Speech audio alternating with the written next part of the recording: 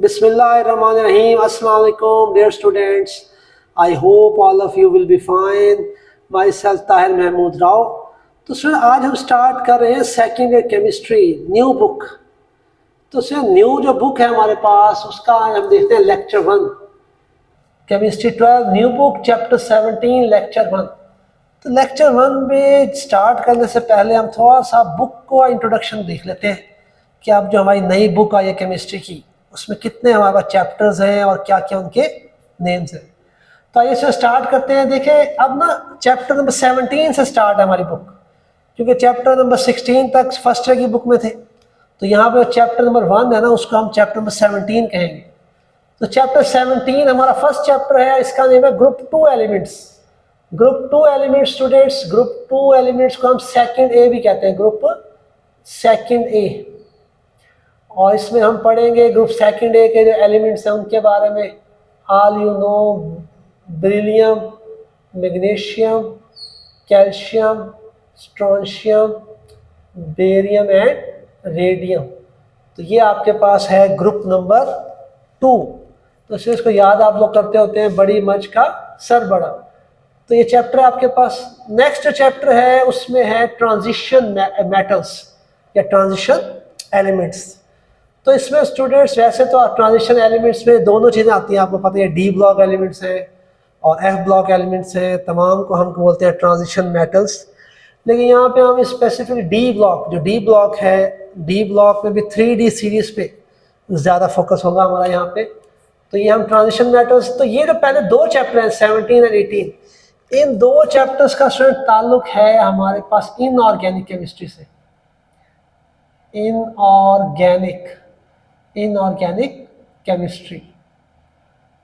Inorganic chemistry के 2 chapters के बाद हमारे पास स्टार्ट होगी ऑर्गेनिक केमिस्ट्री। तो ऑर्गेनिक केमिस्ट्री में फर्स्ट चैप्टर है चैप्टर नंबर 19 ऑर्गेनिक केमिस्ट्री का। तो बेसिक्स ऑफ ऑर्गेनिक केमिस्ट्री, यहाँ पे हम बेसिक कंसेप्ट्स देखेंगे ऑर्गेनिक केमिस्ट्री के। After that chapter number 20 aromatic hydrocarbons. तो उसमें एरोमेटिक हाइड्रोकार्बन्स यहाँ इसलिए आ गया एकदम क्योंकि जो एलिफेटिक हाइड्रोकार्बन है वो हमारे फर्स्ट के सिलेबस में जो चैप्टर 11 था वो था एलिफेटिक हाइड्रोकार्बन, जहाँ पे हमने अल्केन्स को पढ़ा, अल्कीन्स को पढ़ा, अल्काइंस को पढ़ा, जो ऑर्गेनिक केमिस्ट्री की बड़ी मेजर क्लासेस है। लेकिन यहाँ पे देखिए बेसिक्स ऑर्गेनिक केमिस्ट्री के बाद हम एरोमेटिक हाइड्रोकार्बन्स पे आ गए, क्योंकि यहाँ फर्स्ट टाइम हमने एलिफेटिक हाइड्रोकार्बन्स को स्टडी कर लिया था। तो एरोमेटिक हाइड्रोकार्बन बेसिकली हमने क्या पढ़ना होता है, हमने पढ़ना होता है बेंजीन रिंग के बारे में। ये जो हमारा बेंजीन रिंग है इसकी कैसे ये हमारे पास इसका स्ट्रक्चर आया, बेंजीन रिंग के रिएक्शंस और इनकी सारी चीज़ हमने डिटेल में पढ़नी होती है। After that chapter number 21 halogen alkanes.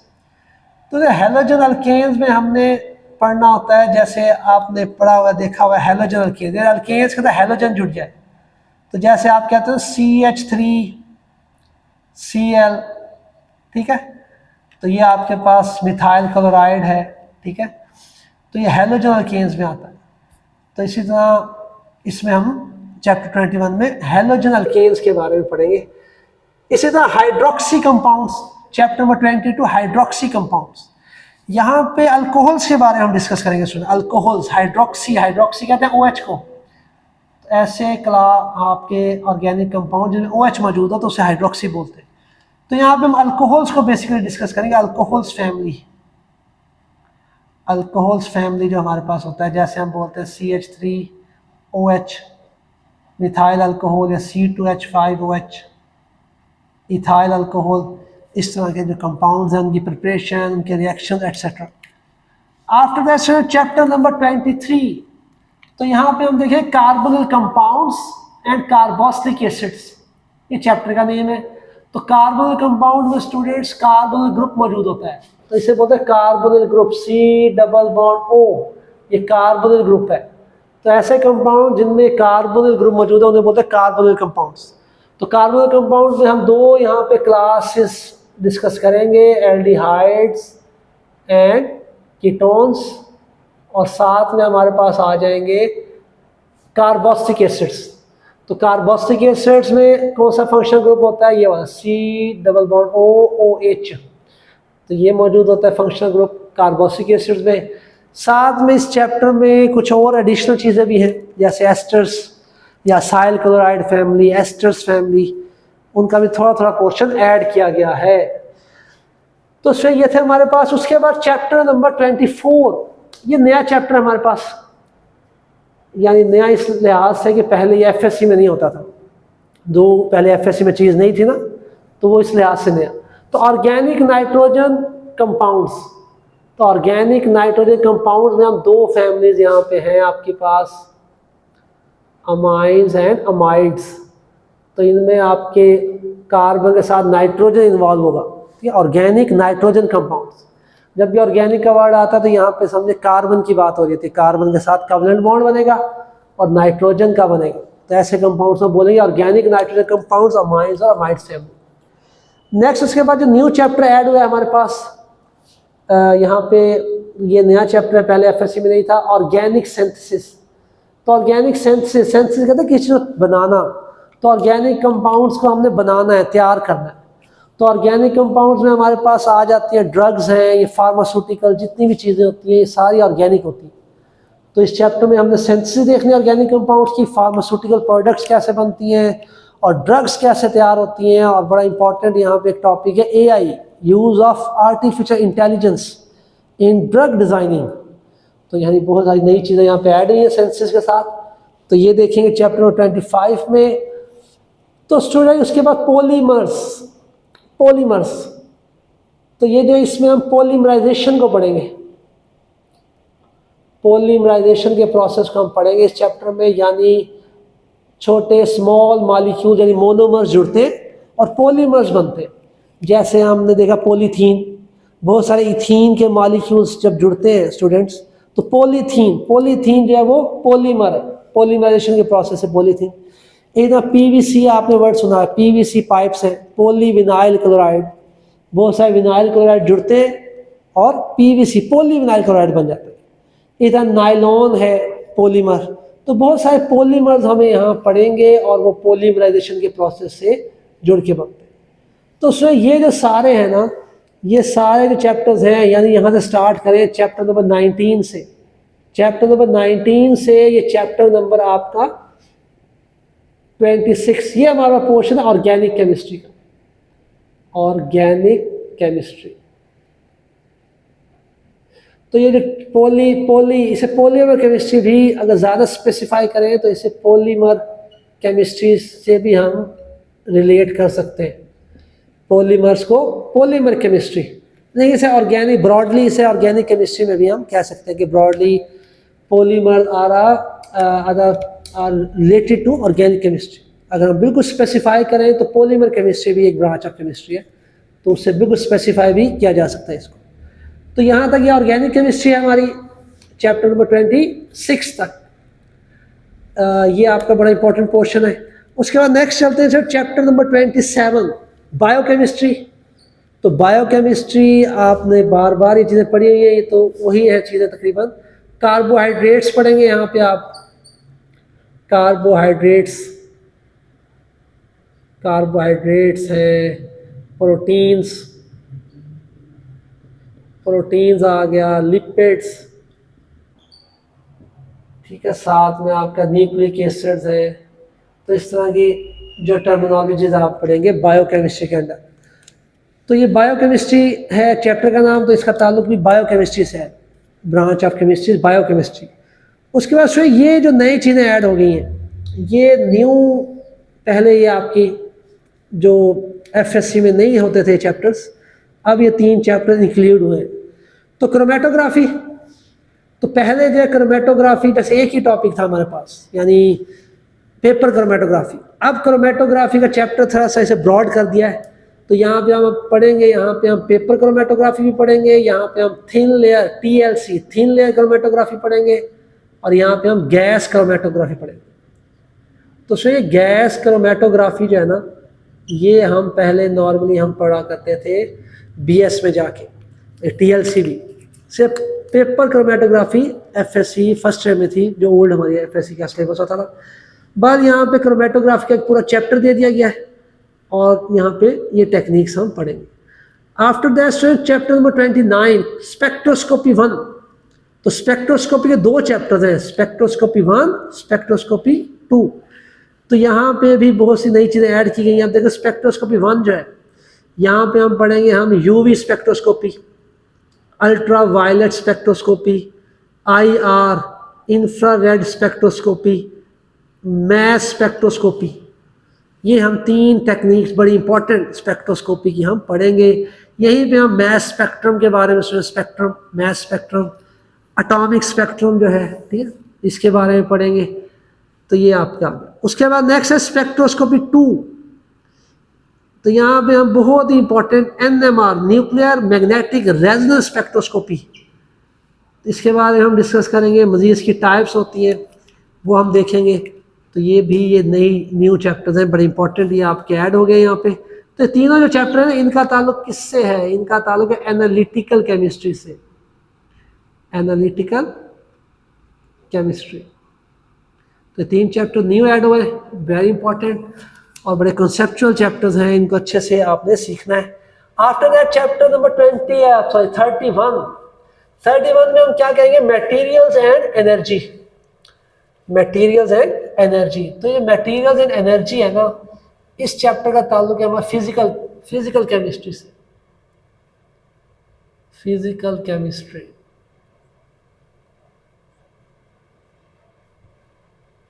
तो यहाँ पे हम बेसिकली मटेरियल्स और एनर्जी के बारे में टॉपिक्स पढ़ेंगे, जैसे रिसाइकलिंग है और आपके मिनरल्स हैं, इस तरह की चीज़ें कि रिसाइकलिंग और एनर्जी, कितना एनर्जी पे डिपेंड कर रहा होता है मटेरियल्स का, एनर्जी से रिलेशन देखेंगे।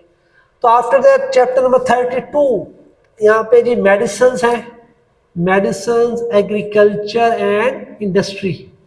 तो मेडिसिन्स के बारे में, एग्रीकल्चर इंडस्ट्री के बारे में डिस्कस करेंगे। तो इसका ताल्लुक है, हम अप्लाइड केमिस्ट्री कह सकते हैं, अप्लाइड केमिस्ट्री से ताल्लुक है इस चैप्टर का। After that waters. तो वाटर्स का चैप्टर उसी तरह जैसे ये पहले भी आपने पढ़ी है, वही चीज़ें तकरीबन वाटर्स की। यहाँ पे हमने वाटर चैनल्स के बारे में पढ़ना, वाटर बॉडीज़ कौन कौन सी हैं, वाटर की हमारे पास जो है कितनी, यानी उसकी पोल्यूशंस होगी, वाटर पोल्यूशन की टाइप्स एक्सेट्रा, ये चीज़ें हम वाटर के चैप्टर में पढ़ेंगे। और वाटर चैप्टर है, इसका ताल्लुक डेफिनेटली इन्वायरमेंटल केमिस्ट्री में आ जाएगा वाटर। तो उसमें ये हमारा है चैप्टर, जैसे 17 से लेके 33 तक, 17 से 33 तक, ये 17 चैप्टर जो है हमारी new book, second year chemistry new book का ये पोर्शन है। तो पहले 16 चैप्टर फर्स्ट टाइम में थे। तो उसमें ये था थोड़ा सा एक भी कुछ छोटी सी समराइज बातें न्यू ईयर केमिस्ट्री के इंट्रोडक्शन में। तो उसमें अब आइए स्टार्ट करते हैं। यहाँ पे हम लेक्चर 1 चैप्टर नंबर 17 हम स्टार्ट करेंगे और उसका हम लेक्चर 1 जो है वो स्टार्ट करते हैं। तो आइए उसमें स्टार्ट करते हैं। तो इसमें ग्रुप 2 एलिमेंट्स। तो इंट्रोडक्शन पहले हम देखते हैं ग्रुप 2 एलिमेंट्स का। तो ग्रुप 2 एलिमेंट्स में स्टूडेंट्स हमारे पास जो एलिमेंट्स हैं ग्रुप 2 एलिमेंट्स, ग्रुप 2 में वो है हमारे पास बेरिलियम, मैग्नीशियम, कैल्शियम, स्ट्रोंशियम और बेरियम। रेडियम भी है, लेकिन रेडियम को हम यहाँ पे ज़्यादा डिस्कस नहीं करेंगे because radium is radioactive and rare. तो हमारे सिलेबस में इन्हीं 5 का जिक्र है ज़्यादा। तो beryllium, magnesium, calcium, strontium, barium. बड़ी मच का सर बड़ा, अगर पूरा करें इसे तो बड़ी मच का सर बड़ा, इस तरह इसको याद करते हैं। लेकिन रेडियम को डिस्कस हम नहीं करते होते यहाँ पे, due to its radioactive nature and rare. तो ये हमारे पास है जी ग्रुप 2 एलिमेंट्स। तो अब आपने देखना है जी इनके एटॉमिक नंबर। इसका एटॉमिक नंबर है हमारे पास 4, इसका एटॉमिक नंबर है हमारे पास 12, इसका 20, इसका 38 और इसका 56। अगर हम इनके इलेक्ट्रॉनिक कन्फिग्रेशन की बात करें तो इसकी इलेक्ट्रॉनिक कन्फिग्रेशन जैसे बेरिलियम है, बेरिलियम 4 इलेक्ट्रॉन है, एटॉमिक नंबर 4 है। तो 4 इलेक्ट्रॉन है तो हम क्या कहेंगे इसको? हीलियम। हीलियम और हीलियम मतलब 2 इलेक्ट्रॉन वैसे बांटे ही जैसे हीलियम में बांटते हैं, और साथ में आप लिख दें 2s2। यहाँ पे लिखे नियॉन, नियॉन के साथ आप लिखे 3s2। तो 12 इलेक्ट्रॉन अकोमोडेट हो गए। मैग्नीशियम में 12 इलेक्ट्रॉन है, तो 10 इलेक्ट्रॉन नियॉन में जैसे बांटते हैं बिल्कुल वैसे ही बांटते हैं, और एस में फिर 2 इलेक्ट्रॉन, 12 इलेक्ट्रॉन पूरे हो गए। इसका कैल्शियम में आप क्या लिखेंगे, हीलियम नियॉन के बाद आर्गॉन, यहाँ 4s2 आ जाएगा। अब स्ट्रोंशियम में 38 हैं तो आप यहाँ लिखेंगे हीलियम नियॉन आर्गॉन क्रिप्टॉन, और क्रिप्टॉन के साथ आप लिखेंगे 5s2, और Ba बेरियम, यहाँ पे आप लिखेंगे जीनॉन। जीनॉन का मतलब 54 इलेक्ट्रॉन वैसे बांटेंगे जैसे जीनॉन के बांटते हैं, बाकी 2 बच गए तो यहाँ 6s2 आ गए। क्रिप्टॉन, क्रिप्टॉन मतलब 36 इलेक्ट्रॉन वैसे बांटेंगे जैसे क्रिप्टॉन में बांटते हैं, 2 बच गए तो 5s2 में आ जाएंगे। तो ये आपकी इलेक्ट्रॉनिक कन्फिग्रेशन है। इसको हम कहते हैं electronic configuration by using a noble gas as a inner core. Noble gas को हमने इनर कोर के तौर पे इस्तेमाल किया। तो ये ग्रुप 2 एलिमेंट्स है हमारे पास। ग्रुप 2 को हम सेकंड ए भी बोलते हैं, इसे ग्रुप 2 भी बोलते हैं, ग्रुप 2, और इसको ग्रुप सेकंड ए भी कहते हैं हम, सेकंड ए। तो इसी तरह ग्रुप 2 का जहाँ पे तस्करा है तो ग्रुप 1 का भी आपको आइडिया होना चाहिए कि बहुत सारी चीज़ें चैप्टर में कंपेयर भी करेंगे, ग्रुप 2 की और ग्रुप 1 की चीज़ों को कंपेयर करेंगे। तो ग्रुप 1 जो होता है, ग्रुप 1 को ग्रुप फर्स्ट ए भी बोलते हैं। तो इसमें कौन कौन से एलिमेंट्स आते हैं स्टूडेंट, इसमें आते हैं hydrogen, lithium, sodium, potassium, rubidium, caesium and francium. तो ये ग्रुप फर्स्ट ए है, इसको हम अल्कली मेटल्स कहते हैं, अल्कली मेटल्स। तो जो अल्कली मेटल्स है ना उसमें हाइड्रोजन का जिक्र नहीं है, जो अल्कली मेटल्स है। तो हाइड्रोजन को छोड़ दें, हाइड्रोजन नॉन मेटल है। हाइड्रोजन को हमने यहाँ इसलिए क्यों रखा हुआ है क्योंकि हाइड्रोजन की वैलेंसी 1 है, इसलिए हमने हाइड्रोजन को यहाँ पे ग्रुप फर्स्ट ए के ऊपर रखा हुआ है। तो हकीकत में अल्कली मेटल्स की बात करें तो these are the alkali metals from lithium to francium, ये आपके पास है हमारे पास अल्कली मेटल्स। तो सो ये ग्रुप सेकंड ए और ग्रुप 2 या ग्रुप फर्स्ट ए या ग्रुप 1 जो है ना, ये 2 जो ग्रुप है हमारे पास, इनको कलेक्टिवली हम क्या बोलते हैं, इनको बोलते हैं एस ब्लॉक,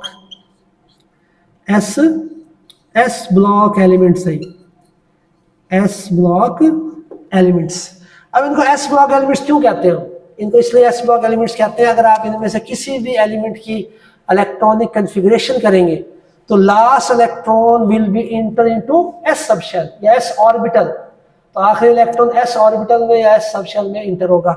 जैसे हम लिख लेते हैं कैल्शियम की, कैल्शियम 20 होता है तो 1s2, 2s2, 2p6, 3s2, 3p6 और 4s2। तो आप देखें लास्ट 2 इलेक्ट्रॉन्स जो है, last 2 electron inter into S subshell या एस ऑर्बिटल। सबशेल के अंदर ऑर्बिटल होता है, एस सबशेल है तो उसके अंदर एस ही ऑर्बिटल होगा। तो 2 इलेक्ट्रॉन एस ऑर्बिटल में मौजूद हैं, हम ये भी कह सकते हैं एस सबशेल में मौजूद है। तो ये एस ब्लॉक एलिमेंट्स हैं ग्रुप फर्स्ट एंड सेकेंड। तो स्टूडेंट अब इसका इंट्रोडक्शन देखते हैं। ग्रुप 2 एलिमेंट्स के ये आपका थोड़ा सा हो गया, हमें कौन कौन से इसमें है एलिमेंट्स मौजूद है। अब इसके इंट्रोडक्शन में बातें कुछ लिखी हुई हमारी बुक में। तो अल्कलाइन अर्थ मेटल्स कहते हैं ग्रुप 2 एलिमेंट्स को, हम क्या कहते हैं, अल्कलाइन अर्थ मेटल्स। अब पहली बात मेटल्स क्यों कहते हैं, ये सारी मेटल्स हैं, beryllium, magnesium, calcium, strontium, barium, ये तमाम मेटल्स हैं, इसलिए मेटल्स का वर्ड आ गया। अर्थ का वर्ड कहाँ से आया, ये अर्थ क्रस्ट में पाई जाती है, ये जो है अर्थ क्रस्ट में मौजूद होती है। अर्थ क्रस्ट में जहाँ पे हम खड़े हैं इससे नीचे 35 किलोमीटर ज़मीन की जो आउटर कोर है ना, जिसको हम ज़मीन का छिलका भी कहते हैं, 35 किलोमीटर जहाँ पे हम खड़े हैं तो उसे अर्थ क्रस्ट कहते हैं। तो अर्थ क्रस्ट में ज़्यादातर ये होती हैं, तो अर्थ यहाँ से आ गया। और अल्कलाइन क्यों, क्योंकि ये साम जो है ना, ये तमाम जो है दे फॉर्म अल्कलीस। अल्कलीस ऐसी बेस को कहते हैं जो पानी में डिजॉल्व हो जाए।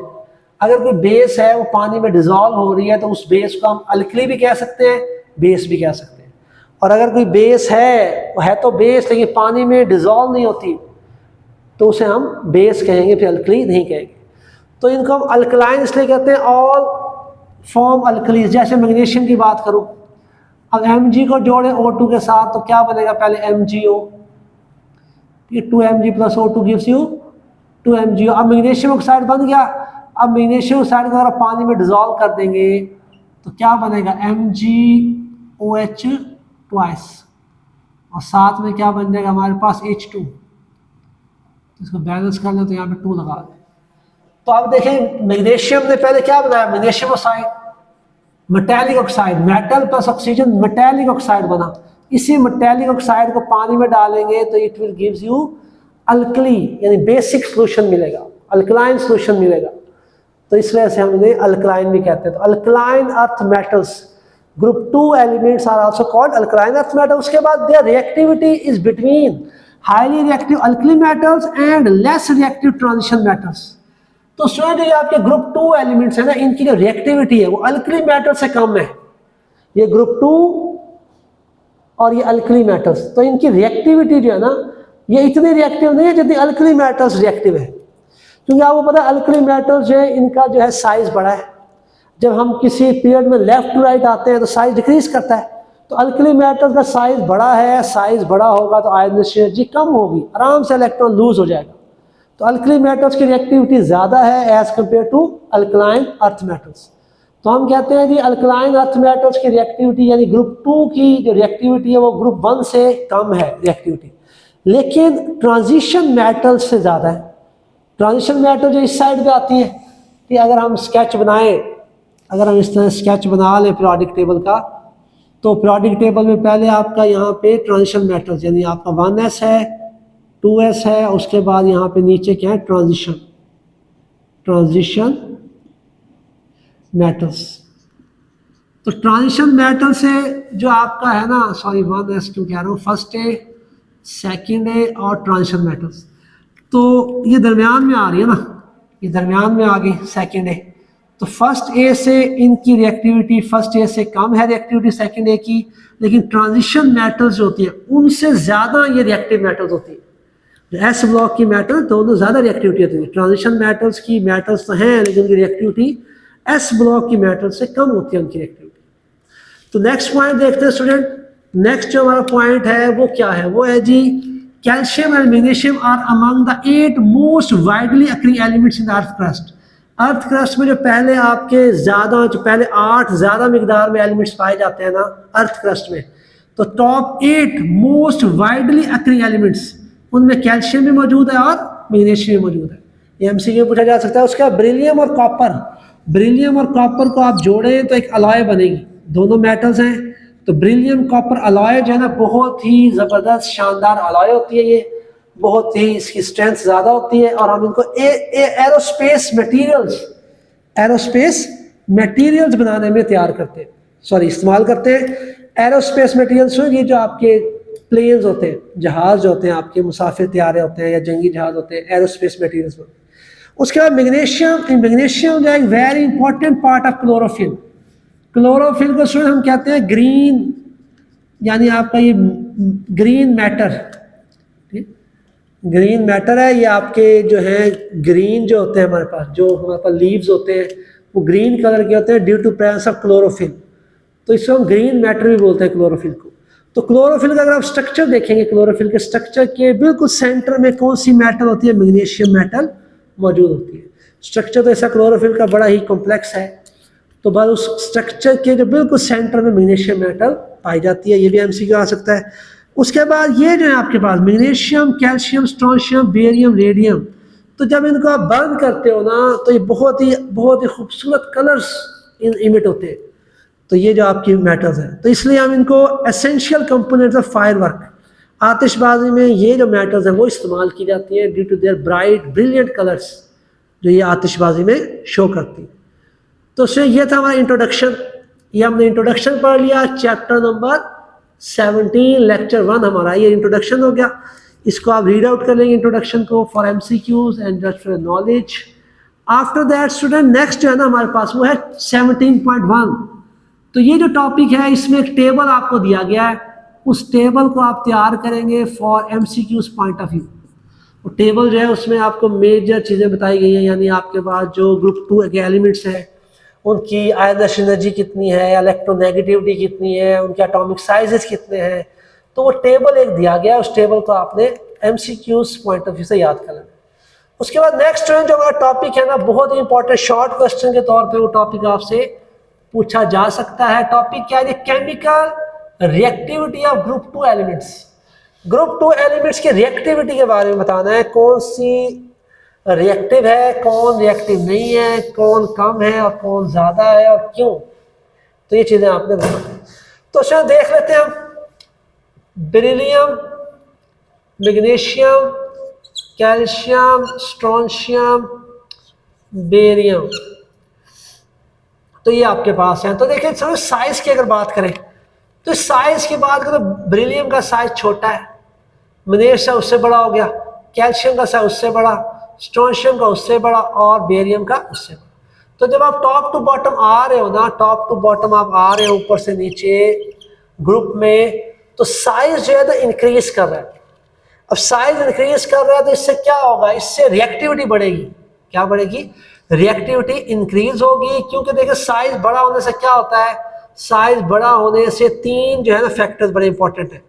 एक तो आयनिश एनर्जी, आयनिश एनर्जी, और आपका शील्डिंग इफेक्ट, और तीसरा फैक्टर साइज। तो होता क्या है, आपका साइज बड़ा होता जा रहा है। अब साइज जब बड़ा होगा ना, उससे आयनिश एनर्जी कम लगेगी, यानी इलेक्ट्रॉन को निकालना आसान हो जाएगा। जो वैलेंस शेल का इलेक्ट्रॉन है वो न्यूक्लियस से दूर होगा, और वैलेंस शेल का इलेक्ट्रॉन जितना दूर होगा न्यूक्लियस से, उतना उस इलेक्ट्रॉन को निकालना आसान है। तो आयनिश एनर्जी की जितनी कम होती है ना, रिएक्टिविटी उतनी ज्यादा हो जाती है। तो देखिए साइज जो है बेरियम का बड़ा है, अगर इनको 5 को कंपेयर करें तो इसको कम एनर्जी चाहिए इलेक्ट्रॉन निकालने के लिए, तो इसकी रिएक्टिविटी सबसे ज्यादा है। तो ionisation energy inversely proportional to reactivity, ये आपने सारी चीजें पढ़ी हुई है फर्स्ट ईयर में भी। तो ये इनवर्स रिलेशन होता है। तो इसका शील्डिंग इफेक्ट होता है। अब शील्डिंग इफेक्ट जो है, शील्डिंग इफेक्ट में हम क्या कहते हैं कि साइज बड़ा होता जाता है ना, तो साइज बड़ा होगा तो इनर शेल इलेक्ट्रॉन्स बढ़ते जाते हैं। इनर शेल इलेक्ट्रॉन्स बढ़ेंगे तो जितने ज्यादा होंगे इनर शेल इलेक्ट्रॉन्स, उतना ज्यादा शील्डिंग इफेक्ट होता है, और जितना ज्यादा शील्डिंग इफेक्ट होता है उतना ज्यादा वैलेंस शेल का इलेक्ट्रॉन लूजली बाउंड होता है। ये तमाम चीजें आपको पता है।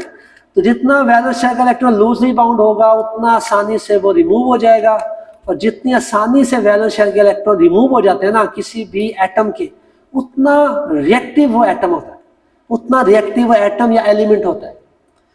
अब साइज पे भी डिपेंड करता है। साइज जो है बड़ा होगा तो ये आपका आराम से इलेक्ट्रॉन रिमूव हो जाएगा। तो सर ये दिन की रिएक्टिविटी हम देख रहे हैं। तो रिएक्टिविटी अब सबसे कम रिएक्टिविटी किसकी है? बेरिलियम की, क्योंकि वो सबसे छोटा है। दूसरा नंबर है मैग्नीशियम की ज्यादा है रिएक्टिविटी, कैल्शियम की और ज्यादा, स्ट्रोंशियम की और ज्यादा, तो बेरियम की और ज्यादा। ये इनका order of increasing order of reactivity है। क्या है ये? इंक्रीजिंग ऑर्डर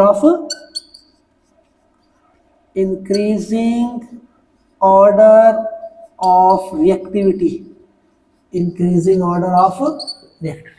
उसके बाद स्टूडेंट इन सब के वैलेंस शेल में 2 इलेक्ट्रॉन होते हैं, जैसा कि हमने यहाँ पे देखा इलेक्ट्रॉनिक कन्फिगरेशन में। तमाम इन सब के वैलेंस शेल में 2 इलेक्ट्रॉन है, ठीक है, सब के वैलेंस शेल में 2 इलेक्ट्रॉन है।